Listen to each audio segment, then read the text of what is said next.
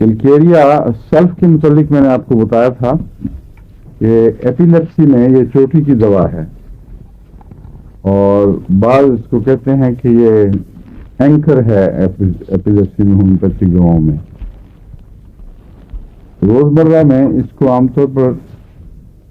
جو بایو کیمک علاج کرتے ہیں وہ استعمال کرتے ہیں، اور ہومیوپیتھ نسبتاً کم فائدہ اٹھاتے ہیں۔ حالانکہ ایپیلیپسی کو جڑ سے اکھیڑنے میں جو دوائیں معلوم ہے کہ ہاں یہ ایسا بھی کر دیتی ہیں، ان میں کلکیریا سلف چوٹی کی نمبر 1 دوا ہے،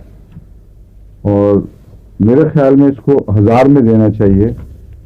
کیونکہ میں جن کیسز میں پہلے چھوٹی طاقت میں دی تھی وہ خاص فائدہ نہیں ہوا، لیکن کلکیریا سلف 1000 میں تو ابھی پچھلے چند مہینوں کے اندر بھی میرے سامنے ایسے واقعات ہیں کہ حیرت انگیز فائدہ ہوا ہے، تو اس لیے اس کو تو روٹین کے طور پر ہی دے دیا جائے تو حرج نہیں۔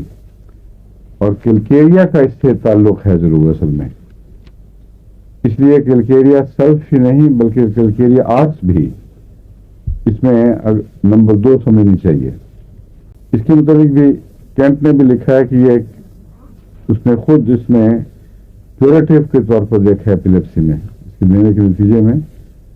آرٹس کے نتیجے میں اللہ کے فضل سے ایپیلیپسی کیور بھی ہو گئی۔ مگر یہ یاد رکھیں کہ ہر ایپیلیپسی کیوریبل ہے نہیں، بعض دماغ کی ساخت سر کی ساخت کی خرابی سے ہوتی ہیں، وہ جب تک آپریشن نہ ہو اس وقت تک وہ ٹھیک نہیں ہو سکتی،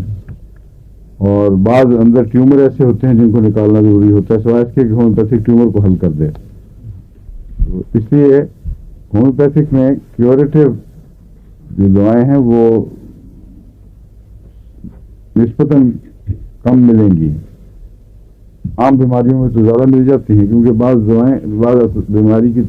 شکلیں ایسی ہیں جن میں دوا کا اثر عارضی ہو سکتا ہے، مستقل نہیں ہو سکتا۔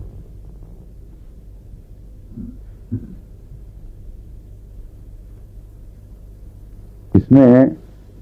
بہت سی جسم کے اعصاب پھڑکتے ہیں یا ان میں پیرالسس قسم کی کمزوریاں پیدا ہوتی ہیں کلکیریا آرٹس میں، اور کیلشیم آپ کو یاد ہوگا میں نے بتایا تھا کہ شدید کمزوری کرنے والی دوا ہے، اگر اس کا بیلنس جسم میں معمولی سا بھی بگڑ جائے تو بہت زیادہ کمزوری پیدا کرتی ہے۔ بعض ایسی چیزیں ہیں جن کے بیلنسز کچھ فرق پڑ جاتا ہے، مثلا الیکٹرولائٹ سولوشن جو ہیں ان میں کیلشیم کالی فاس نیٹرم وغیرہ کچھ زیادہ ہو جائیں تو پھر بھی جسم برداشت کر لیتا ہے، لیکن کلکیریا میں جو ویریشن کا فیکٹر اللہ تعالیٰ نے رکھا ہوا ہے بہت ڈیلیکیٹ ہے، اگر ذرا بھی بگڑے گا اس کے نتیجے میں بلڈ پریشر کی پرابلمز بھی ہو سکتی ہیں، اور سڈن فلیکس بھی ہو سکتا ہے، اور جانوروں کو ہم نے دیکھا میں نے خود بھینسوں وغیرہ میں دیکھا کہ ایسی کمزوری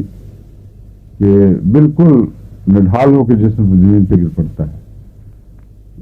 عام طور پر جو روزمرہ کے مریض دیکھنے میں آتے ہیں ان میں ایسی کمزوریاں کلکیریا کارپ کی نہیں بلکہ ہائپر ایسیڈیٹی کی ہوتی ہیں، اس لیے ان میں تیزاب زیادہ ہو تو اس سے جو اچانک کمزوری ہوتی ہے وہ بڑی خطرناک اور ڈرانے والی دکھائی دیتی ہے، اس لیے اس سے بعض دفعہ لوگ ڈر جاتے ہیں، اچانک گر پڑیں گے اور بعض دفعہ بے ہوش بھی ہو جاتے ہیں، لیکن وہ ایپیلیپسی نہیں ہے۔ ایپیلیپسی میں اگر اس قسم کے اٹیک ہوں تو وہ ایک مستقل زندگی کا حصہ ہوتے ہیں، سوائے اس کے کہ باقاعدہ ایپیلیپسی کا ایسا علاج کروایا جائے۔ اس لیے اگر کسی کی زندگی میں ایسا واقعہ ہو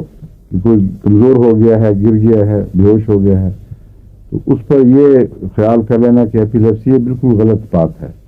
نہ ایپیلیپسی کا علاج کام آئے گا نہ وہ ایپیلیپسی ہوتی ہے۔ ایپیلیپسی کی اور کچھ علامتیں بھی ہیں جو اس کے ماتھے کی طرز پر، اس کی سوچ، اس کی فکر پر بھی اثر انداز ہوتی ہیں۔